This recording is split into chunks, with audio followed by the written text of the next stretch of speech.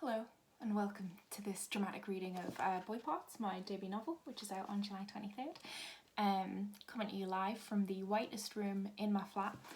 I'm reading from a section early on in the book, the only context being that it's just the protagonist going to Tesco. It's going to Tesco. There's a new checkout boy there, he's quite fit. I get off the bus a stop later and go to Tesco. I imagine I cut a strange image with my Westwood bag and my basket full of red wine and bag salad. There's a new boy. He's sitting behind the counter, staring. Eddie, customer assistant, checkouts, joined the team in 2012. They must be new to this store. Perhaps they were hiding him in Kingston Park or Clayton Street. He has this gap between his front teeth. His tongue winks through when he smiles at me. It's awkward. I smile back, but I'm not good at smiling offhand like this. I generally need more prep, a moment with a compact mirror to practice. He has curly black hair, brown skin, freckles, an earring. I love girly shit like that.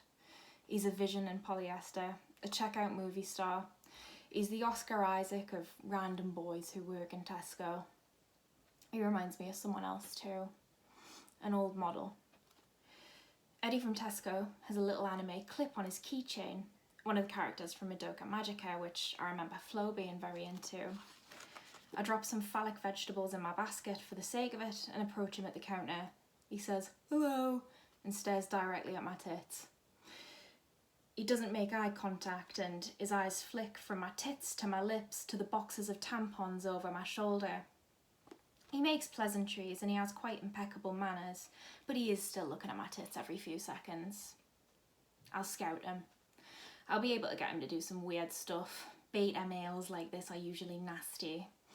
When you don't get any pussy and you spend your teens falling down the free porn rabbit hole, you end up like one of those freaks with an ahegao profile picture on Twitter, an internet history that's 75% bukkake and 25% tragic Google searches. How do you know if a girl likes you? How to casually flirt with women? How to make a lasagna for one person? How to feel less lonely? Gokun, schoolgirl. How do you get semen out of your carpet? I realise he's just asked me a question. What?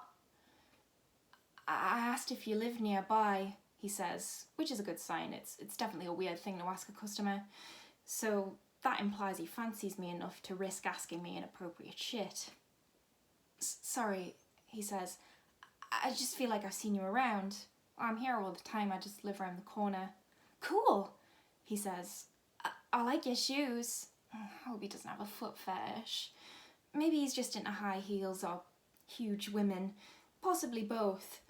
I hand him my business card, give him my spiel, blah blah blah photographer, blah blah blah street scouting. Blah blah blah photographer, blah blah blah street scouting. I don't pay, but if you're interested, I need models for a new show I'm doing. Heard of Hackney Space?